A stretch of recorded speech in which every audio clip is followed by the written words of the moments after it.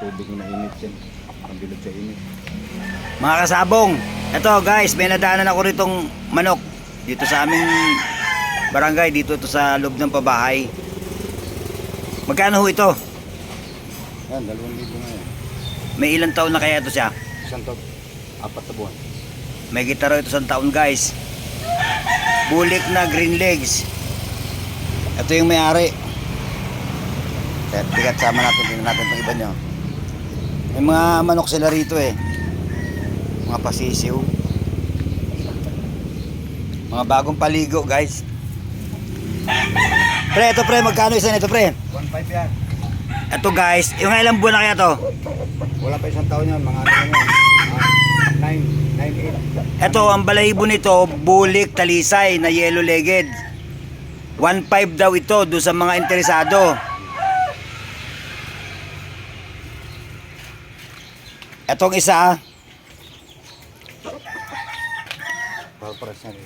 talisay na yellow legged. 1,500 din daw ang presyo nito. PM nyo lang ako guys sa interesado. Ang address nito ay Pabahay, Phase 1, Tansa, Cavite. Malapit ito sa police station. Police station rito kami katabi, tsaka fire station. Napakadaling malukit ng lugar na to guys. Ito naman ay sisiw. Pero ito hindi nila binibenta. Tapos ito pang isa guys. Iraw. Ganon din ang presyo, 1,500.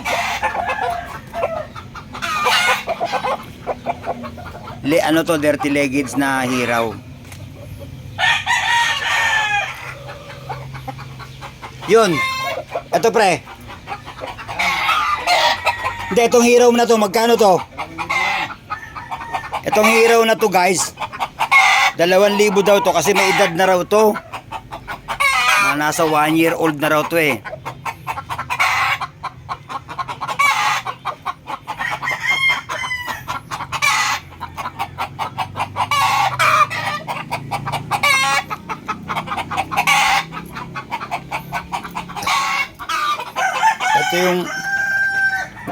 Ito guys yung may-ari oh. 1,500 buwang isa no. Tapos itong magulang mo na mayahin. Ito guys. Hiraw ito guys ha. Quality ito.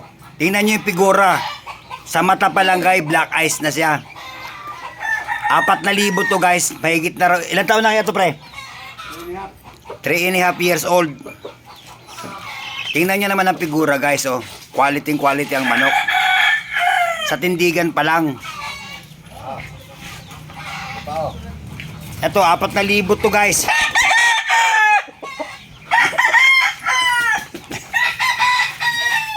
Ito naman bulik na yellow legged high station.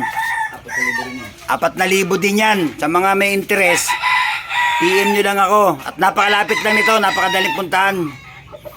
Tansa area lang itong amin. Pabahay, Phase 1, Bagtas, Tansa, Cavite. Sa interesado, chat nyo ako.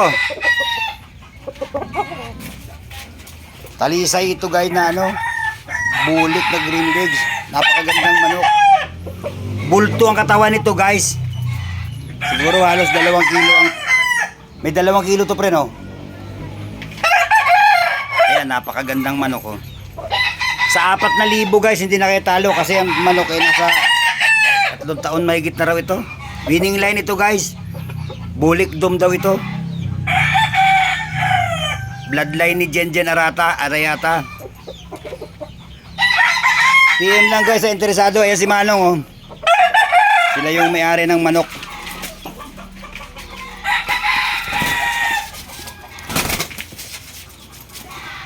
Yan guys. Mga angat saradong manok. Lahat yan, puro ito.